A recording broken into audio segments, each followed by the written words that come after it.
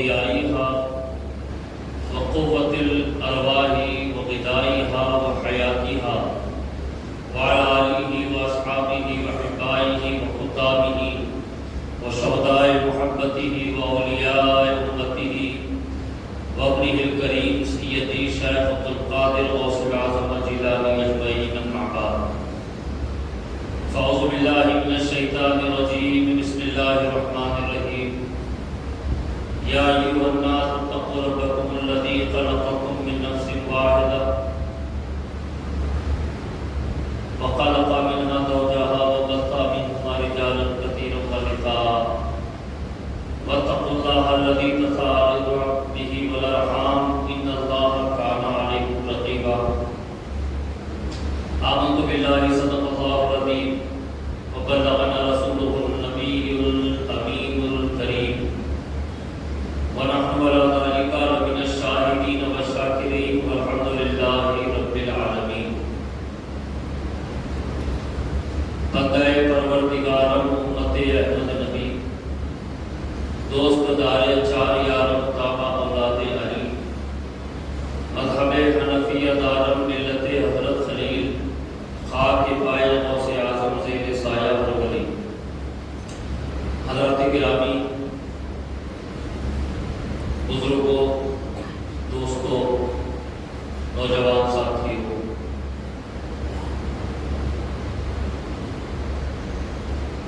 آج ایک ایسے موضوع پر آپ حضرات کی خدمت میں کچھ باتیں رکھنا چاہوں گا جس میں کثرت کی وجہ سے ہمارے اسلامی معاشرے میں مسلم معاشرے میں ایک افراتفری مچی ہوئی ہے اور دشمنان اسلام اس کو بیس بنا کر اسلام کو، اسلام کی تعلیمات کو، مسلمانوں کو بدنام کرنے کی تحریکیں چلائے ہوئے ہیں اور خود مسلمانوں کے دل و دماغ میں شبہوں کو شبہات پیدا کر رہے ہیں۔ وہ مسئلہ ہے طلاق اور خلا کا۔ عزیزان گرامی، ایک ہوتا ہے نکاح، یہ ایک ایسا پاکیزہ رشتہ ہے، پاکیزہ تعلق ہے کہ جس کی وجہ سے شیطان کو ذلت ہوتی ہے۔ ایک مرد اور عورت کی فطری خواہشات پاکیزہ انداز میں تکمیل پاتی ہیں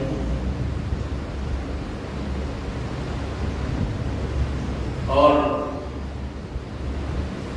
نکاح ایک مرد اور عورت کے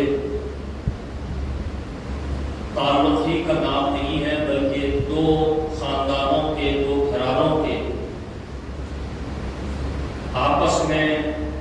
متعارف ہونے، پہچان بنانے کا ذریعہ ہوتا ہے۔ یہ سمجھنا غلط ہے کہ نکاح صرف ایک عورت اور مرد کے درمیان ہوتا ہے، ایسا نہیں ہے، بلکہ نکاح کے ذریعے دو خاندان ایک ہو جاتے ہیں، دو گھرانے ایک ہو جاتے ہیں، اور نکاح کی وجہ سے آنے والی نسلوں کے نسب کی حفاظت ہوتی ہے، آنے والے نسلوں کو ان کی اپنی خاندانی پہچان ملتی ہے۔ اس کی اہمیت اور فضیلت کو سمجھنے کے لیے اتنا ہی کافی ہے کہ نکاح تمام انبیاء کرام و پیغمبروں کی سنت مبارکہ ہے اور خود حضور صلی اللہ علیہ وآلہ وسلم کی سنت پاک ہے۔ حضور پاک صلی اللہ علیہ وسلم نے اس کی اہمیت کو اجاگر کرتے ہوئے ارشاد فرمایا، النکاح من سنتی، رسول اللہ صلی اللہ علیہ وسلم فرماتے ہیں نکاح میری سنت ہے۔ اور ایک موقع پر آقا کریم صلی اللہ علیہ وآلہ وسلم فرماتے ہیں فمن رغب عن سنتی فلیس منی، کہ جس نے میری سنت سے روگردانی کی، جس نے میری اس سنت کو ٹھکرایا، وہ ہم میں سے نہیں ہے۔ تو دیدان گرامی، یہ تو نکاح کا معاملہ ہوا۔ نکاح کے اپوزٹ جو چیز ہے وہ طلاق اور خلا ہے۔ نکاح جہاں ایک مرد اور عورت کو پاکیزہ رشتے میں باندھتا ہے اور دو گھرانوں کو، دو خاندانوں کو ایک کرتا ہے، وہیں طلاق اور خلا دونوں کو علیحدہ کرتے ہیں، دونوں گھرانوں کو ایک دوسرے سے جدا کر دیتے ہیں۔ بعض وقت صرف جدائی نہیں ہوتی بلکہ اس کی جگہ دشمنی بھی پیدا ہو جاتی ہے۔ تو یہ طلاق اور خلا پہلے ہوتا یہ تھا کہ ایسا نہیں ہے کہ پہلے طلاق نہیں ہوتی تھی، پہلے خلا نہیں ہوتا تھا۔ پہلے یہ سمجھ لیں کہ طلاق جو ہے اس کا اختیار مرد کو ہے، اور خلا کا جو معاملہ ہے کہ عورت کو ایک حق دیا گیا ہے کہ وہ اپنے شوہر سے طلاق کا مطالبہ کرے، اس کو خلا کہتے ہیں۔ اور یہ جائز ہے، ناجائز و حرام نہیں ہے۔ طلاق دے دینا جائز ہے، خلا مانگ لینا اور خلا کے نتیجے میں طلاق کا ہو جانا، علیحدگی ہو جانا، یہ جائز کام ہے۔ لیکن رسول اللہ صلی اللہ علیہ وسلم فرماتے ہیں روئے زمین پر جائز کاموں میں سب سے برا عمل جو ہے وہ طلاق ہے۔ پہلے ہوتا یہ تھا کہ طلاق تو پہلے بھی ہوتی تھی، لیکن عزیزان گرامی اس کے معاملے یہ ہوتے تھے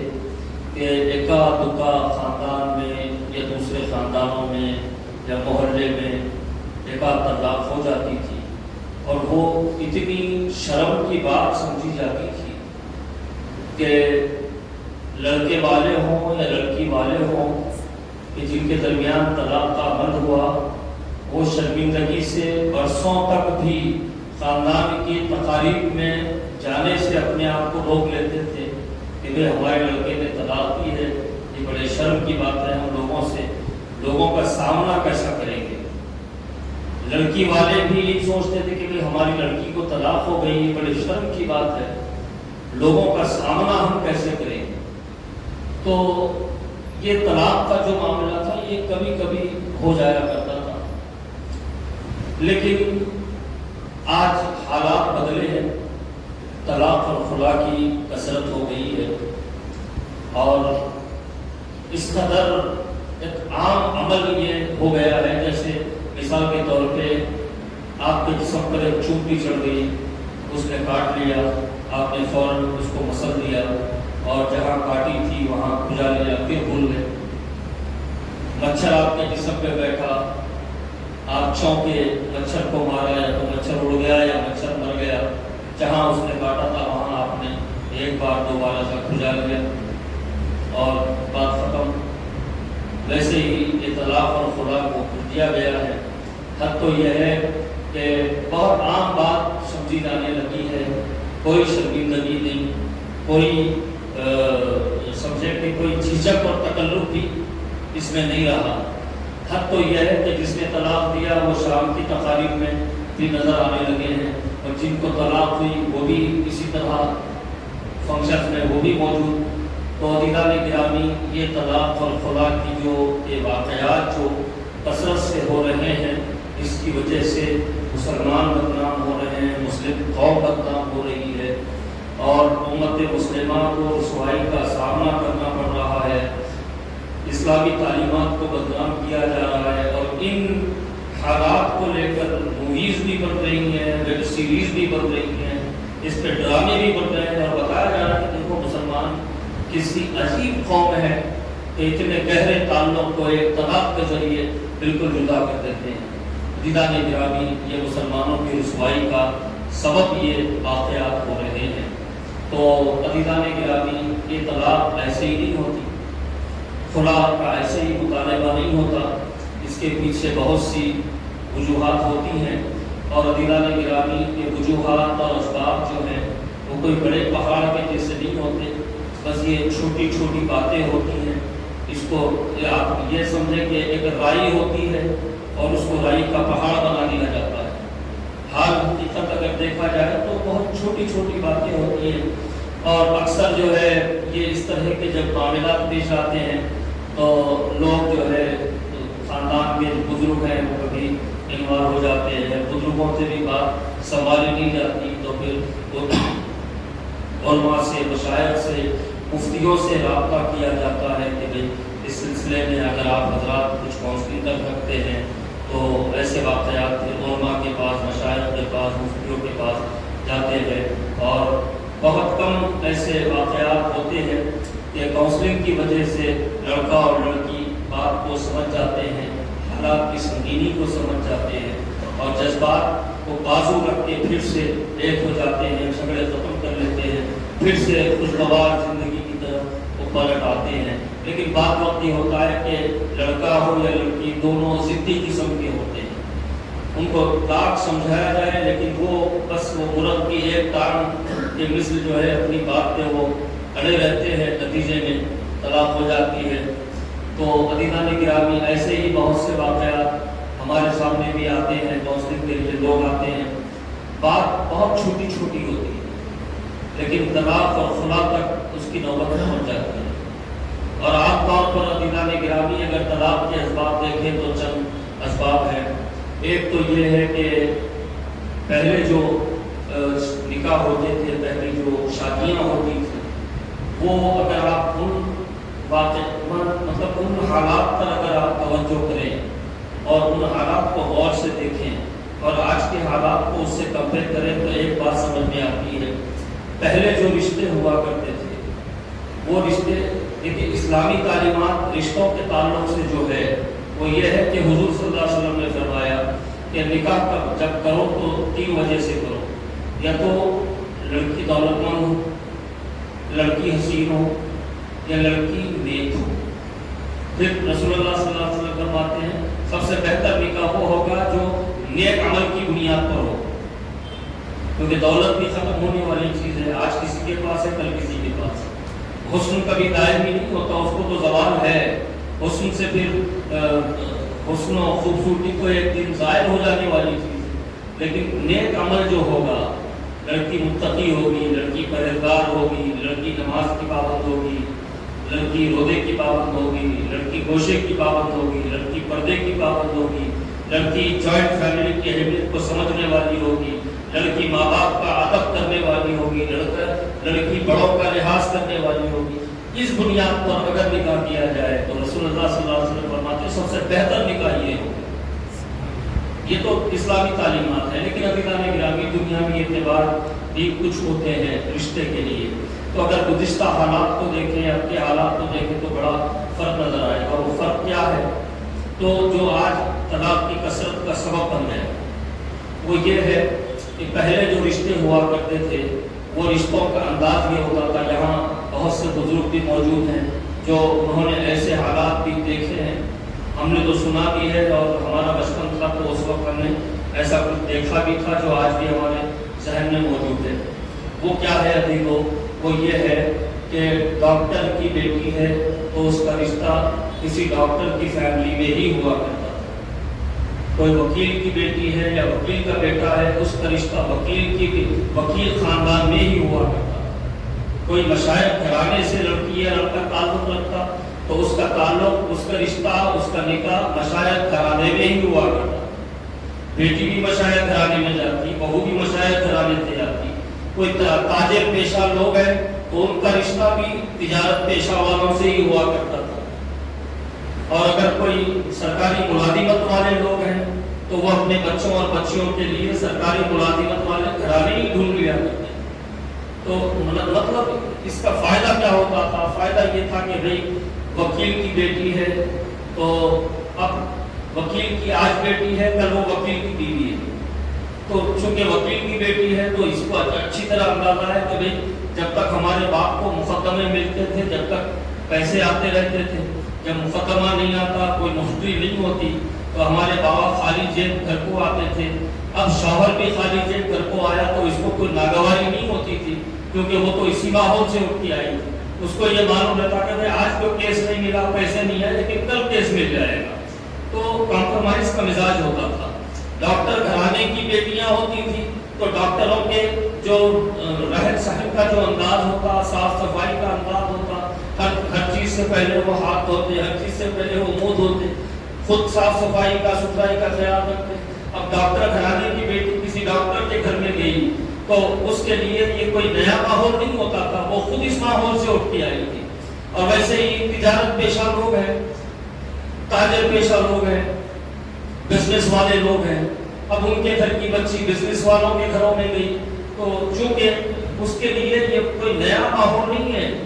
وہ تو خود تجارت پیشہ افراد کے گھر سے اٹھ کے آئی ہے، اس کے لیے کوئی نیا ماحول نہیں ہے۔ تو یہ رشتے بڑے اچھے انداز سے چلتے تھے کہ ان کو پوترے بھی ہو جاتے، ان کو نوازے بھی ہو جاتے، میاں بیوی میں کوئی چکپک نہیں، کوئی لڑائی نہیں۔ ویسے ہی مشائخ گھرانے کا ماحول سب سے الگ ماحول ہوتا ہے۔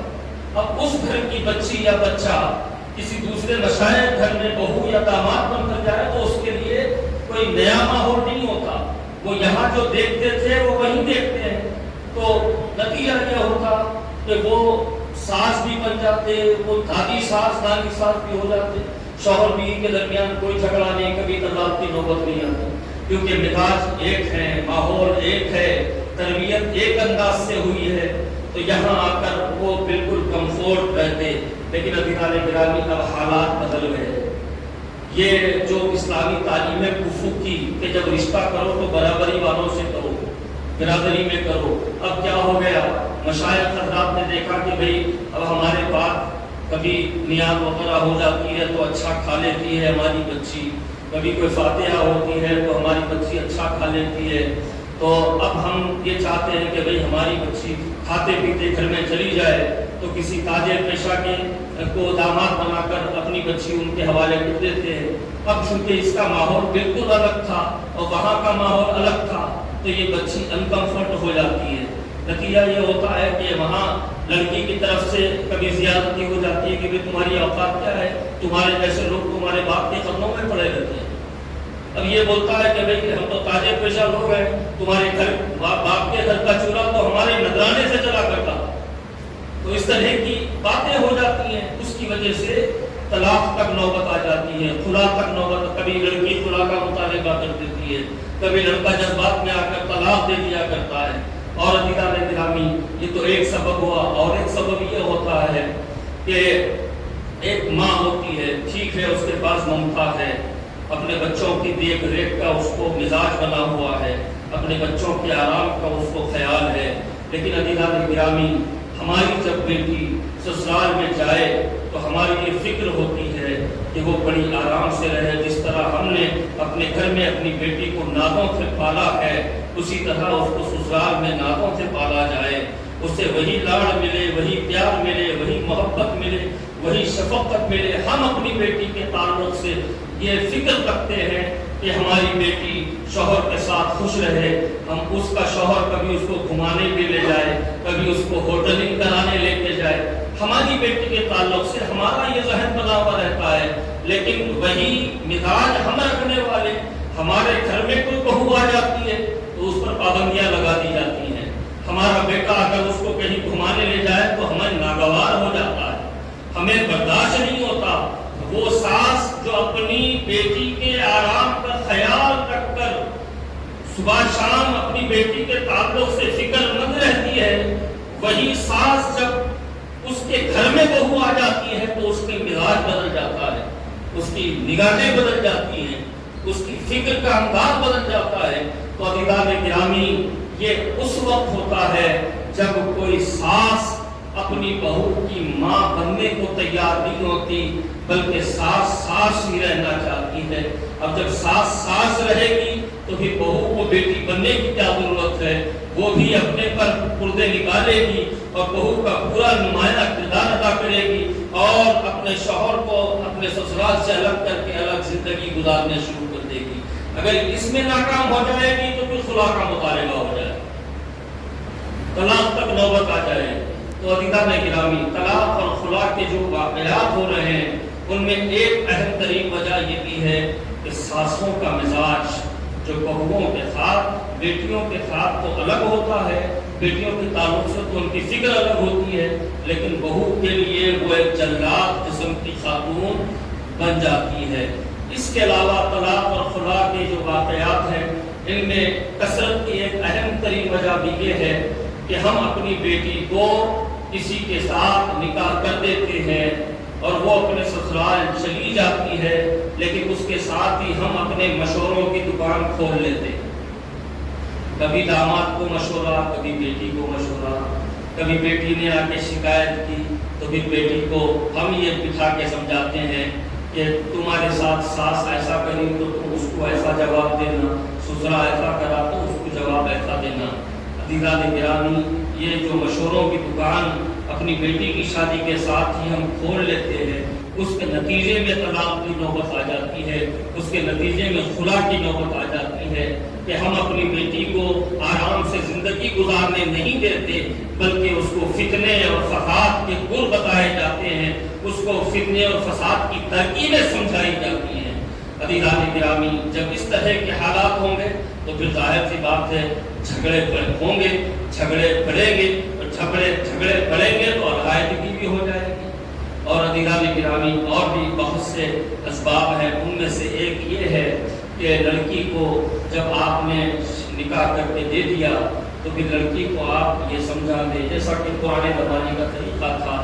اور لڑکیاں بھی اس پر راضی رہتی تھیں، لڑکیوں کو رخصتی کے وقت سمجھایا جاتا تھا کہ بیٹی اب جس گھر میں ہم تیری ڈولی پہنچا رہے ہیں تو خوش و خرم رہے اور اپنے سسرال والوں کو اپنا بنا کے رکھ، یہاں تک کہ کسی گھر سے تیرا ڈولا نکلے۔ عزیزان گرامی، یہ سمجھایا جاتا تھا، یہ بتایا جاتا تھا، اور بچیوں کی تربیت بھی ایسی کی جاتی تھی کہ تم جس گھر میں جا رہی ہو وہاں صرف تم نہیں رہو گے بلکہ تمہارے خاندان کی تہذیب کی نمائندے تم بنی رہو گے، تمہارے خاندان کے اعلیٰ کردار کے نمائندے تم بنی رہو گے۔ تو اس طرح کا مزاج ختم ہو گیا۔ اب یہ ہو گیا کہ بھئی ہماری بچی ہے، فوراً آن پہ چلے جاتے، ہماری بچی ہے، کبھی ہمارے گھر میں چولہے میں جا کے انہیں چائے نہیں بنائی، آپ کھانا پکانے کے راستے کیسا بول دیے۔ اس طرح کے معاملات آئے دن عزیزان گرامی کاؤنسلنگ کے لیے جو لوگ آتے ہیں ان سے جب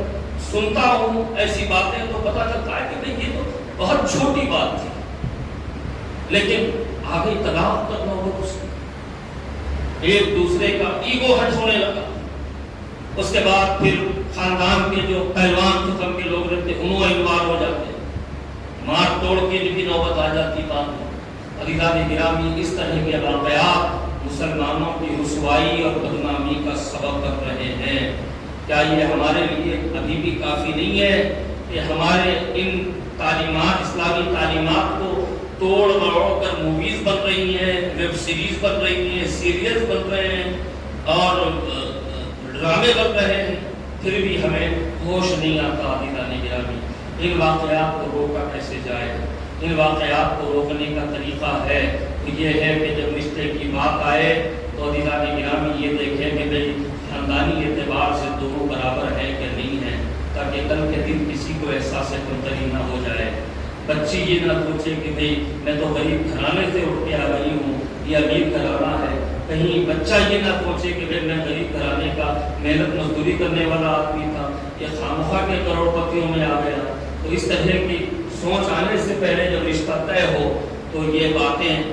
ذہن میں ہونی چاہیے کہ بھئی رشتہ برابر والوں میں ہو۔ بہتر یہ ہے کہ تجارت والے لوگ ہیں تو تجارت والوں میں رشتہ کریں، مشائخ ہیں تو مشائخ میں رشتہ کریں، لیکن رشتے کا معیار آج کل بدل گیا۔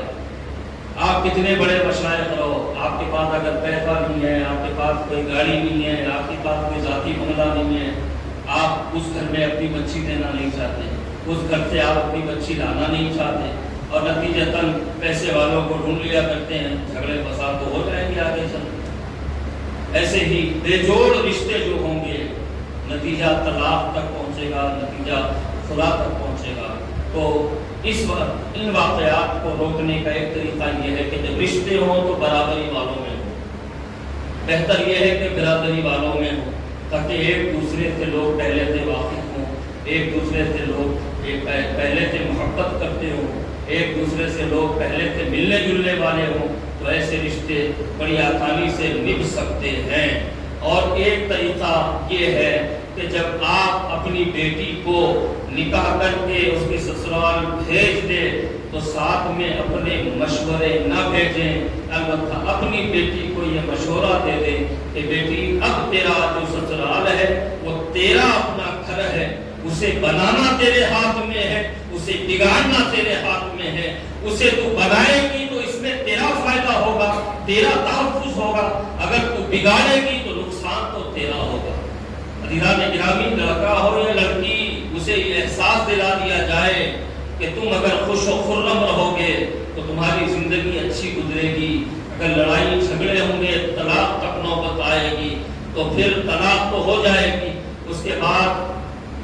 پہلی شادی سے پہلے لڑکے اور لڑکے کی جو اہمیت ہوتی ہے وہ دوسری شادی کے وقت بالکل بھی وہ اہمیت باقی نہیں رہتی۔ تو یہ لڑکا اور لڑکی کو سمجھایا جائے، اس طرح سے طلاق اور خلا کے واقعات کو روکا جا سکتا ہے۔ اور ایک طریقہ یہ ہے کہ ساس نہ بنے بلکہ بہو کی ماں بن جائے۔ تو ظاہر سی بات ہے، ابھی بہو نئی دلہن بن کر آئی ہے، ابھی اس کو ٹریننگ ملنی ہے، جب وہ دیکھے گی کہ ساس میرے ساتھ ساس کے جیسا نہیں بلکہ ماں کے جیسا رہتی ہے تو وہ خود بہو نہیں بنے گی بلکہ ایک دن بیٹی بن کر بتائے گی۔ اس طرح طلاق کے واقعات کو روکا جا سکتا ہے۔ اور لڑکی کے ذہن سے بالکل بھی یہ نکال دے کہ تو بڑے گھرانے کی بیٹی ہے، آدھی رات کو لات مار کے آ جا، تیرے کو پالنے والے ماں باپ زندہ ہیں، تیرے شیر جیسے بھائی موجود ہیں۔ اپنی لڑکیوں کے ذہنوں سے یہ بات نکالیں اور ان کو یہ سمجھا دیں کہ اب تیرا سسرال ہی تیرا گھر ہے، تیرا سسرال ہی تیرا مستقبل ہے اور تیرا سسرال ہی تیری عزت ہے۔ اس طرح سے طلاق اور خلا کے واقعات کو روکا جا سکتا ہے۔ اور عزیزان گرامی، ایک طریقہ یہ بھی ہے کہ آج کل جوائنٹ فیملی کا کلچر ختم ہو گیا۔ پہلے کیا تھا، ایک بڑا گھر رہتا تھا، اس میں چچا بھی رہتے تھے، تایا بھی رہتے تھے، ان کے فیملی بھی رہتے تھے، سب مل جل کے رہنے والے لوگ تھے، ایک دوسرے کے دکھ درد کو سمجھنے والے لوگ، ایک دوسرے کی خوشی میں خوش ہونے والے لوگ۔ لیکن اب حالات بدل گئے، سگے بھائی کی خوشی سے سگا بھائی ناراض ہو جاتا، سگا بھائی اگر تکلیف میں ہے تو سگا بھائی اس کو پوجنے سے ہاتھا کھینچ لیتا۔ یہ تکلیف تو بار بار کی ہے، ایک بار کرے تو ہو جاتا، نہیں ہر تھوڑے دن کو تکلیفاں لے کے آتا، لہذا اس کو دور کرو۔ تو یہ جوائنٹ فیملی کا کلچر ہمارا ختم ہو چکا ہے۔ اب ایسے ماحول میں لا کے اگر ہم اپنی بہو کو بولے کہ اب نئے سرے سے ہم جوائنٹ فیملی بنائیں گے، تم ساس سسرے کے ساتھ رہو، تم ہنسی خوشی رہو گے، لیکن ساس کے تانے، کبھی سسرے کے تانے، کبھی سسرال کے حوالے سے تانے، نتیجہ طلاق تک آ جاتا ہے۔ تو بہتر یہ ہے آج کے دور میں ماحول کے حساب سے کہ جب بیٹا بیٹے کی شادی کرے، بہو گھر کو آ جائے تو مہینہ، 15 دن، 10 دن، 1 مہینہ، 1.5 مہینہ، کچھ مدت تک دلہا دلہن کو بزرگ خاندان کے اپنے ساتھ رکھے تاکہ ان کو نئے ماحول سے انسیت پیدا ہو۔ اس کے بعد بیٹے سے کہہ دیں کہ بیٹا تیری خوشی بھی ہماری خوشی ہے، تو الگ سے اپنا گھر بنا لے اور اپنی زندگی گزار لے۔ ہاں، اگر لڑکی اچھی تربیت والے ماحول سے اٹھ کر آئی ہے تو وہ بالکل بھی برداشت نہیں کرے گی، وہ پلٹ کے اپنے ساتھ سے کہے گی کہ آپ لوگ تو میرے ماں باپ کے برابر ہیں، میں آپ کو چھوڑ کر کیسے جاؤں گی۔ یہ بہت کم بچیاں بولتے، ورنہ ہر بچی تو آزاد رہنا چاہتی ہے، ہر بچی تو یہ سمجھتی ہے کہ بھئی ساس سسرے کے ساتھ رہے تو شوہر کبھی بھی میرا غلام نہیں بن سکتا، الگ لے کے ہو گئی تو شوہر غلام کے جیسا رہتا۔ عزیزان گرامی، یہ عورت کی سب سے بڑی بیوقوفی ہے۔ دیکھیں آپ، ایک ہوتی ہے بادشاہ کی بیوی جو ملیکہ کہلاتی ہے، اور ایک ہوتی ہے غلام کی بیوی جو خود بھی غلام کہلاتی ہے۔ تو یہ عورت کی نادانی ہے کہ وہ شوہر کو غلام بنانا چاہتی ہے، نتیجے میں وہ غلام کی بیوی ہو جاتی ہے۔ اور اگر وہ اپنے شوہر کو بادشاہ مان لے تو عزیزان گرامی وہ ملیکہ کی طرح راج کرتی ہے۔ تو اس طرح 10-15 دن، اب ہمارے پاس کا جو کلچر ہے جمعگیاں، 4 جمعگیاں، 5 جمعگیاں، اب یہ ہمارے پاس کی جو شادیاں ہوتے یہ منجوں سے شروع ہوتے، جمعگیوں پہ جا کے ختم ہوتے۔ ہوتے ہیں۔ یاد رکھو عزیزو، یہ منجے، سانچر، مہندی، یہ جمعگیاں، اسلام سے اس کا کوئی تعلق نہیں۔ یہ سب ہم کو جو ہندو ماحول ملا اس کا نتیجہ ہے۔ یہ منجے، سانچک، مہندی تو بالکل اسلامی طریقہ نہیں ہے۔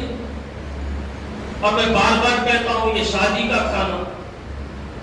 یہ شادی کا کھانا ہے کیا عزیزان گرامی؟ شادی، نکاح تو سنت ہے حضور صلی اللہ علیہ وسلم، تو پھر سنت کے مطابق یہ شادی ہونی چاہیے، نہیں اس میں کھانا رہے گا۔ یاد رکھو عزیزو، رسول اللہ صلی اللہ علیہ وآلہ وسلم نے اتنے نکاح فرمائے، لیکن کسی بھی نکاح کے موقع پر اپنے سسرال میں بیٹھ کر آپ نے کھانا تناول نہیں فرمایا، نہ اپنے ساتھ جانے والوں کے لیے سسرال والوں سے کھانے کا مطالبہ کیا۔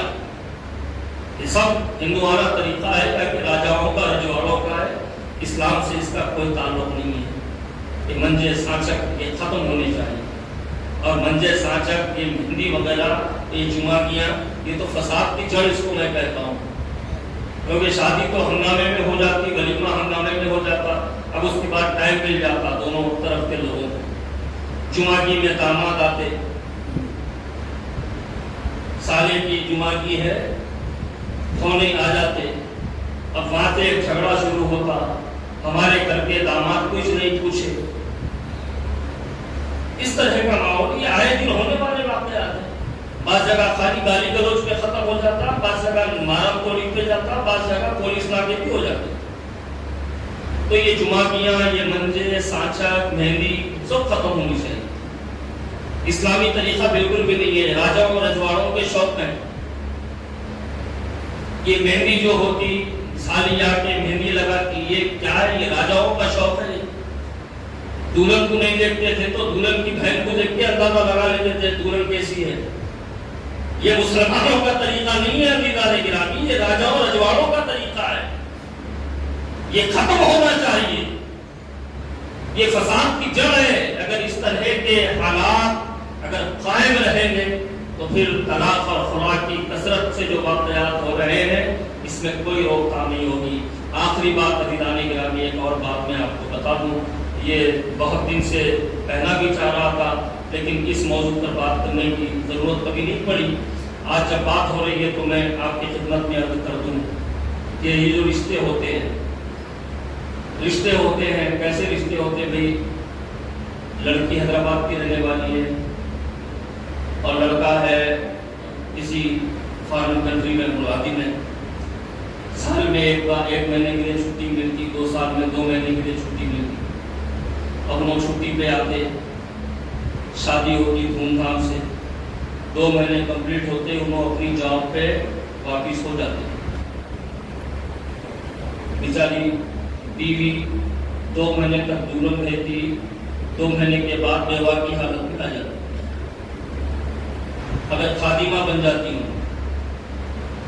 ساس کی خدمت کرو، سسر کی خدمت کرو۔ اب اس میں نکاح کا مقصد تو ختم ہو گیا۔ اللہ تبارک و تعالیٰ نے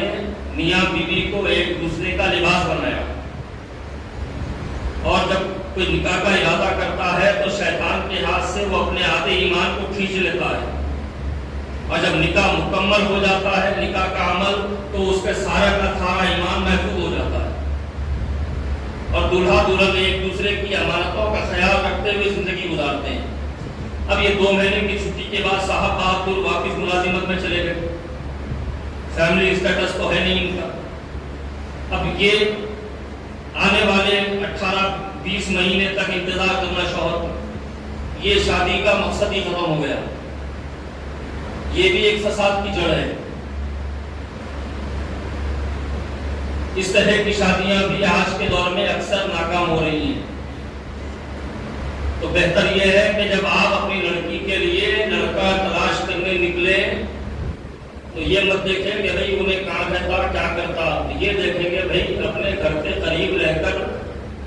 حلال روزی کے لیے محنت کرتا ہے، مشقت اٹھاتا ہے، بیوی کو لا کے کھلا سکتا چاندنی والے، فوراً آپ اس کو اپنی بیٹی دے دیں، بیٹی محفوظ رہے گی، بیٹی کی شادی کا مقصد بھی پورا ہو جائے گا، اور داماد آپ کی آنکھوں کے سامنے رہے گا۔ تو اس طرح کے جو نکاح ہو رہے ہیں یہ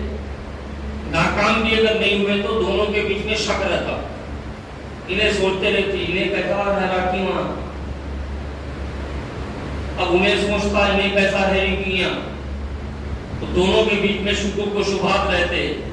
تو عزیزان گرامی، طلاق اور خلا کے جو واقعات کثرت سے ہو رہے ہیں ان کو روکنے کے یہ طریقے ہیں۔ اللہ تعالیٰ ہمارے بچوں کے مستقبل کو روشن فرمائے،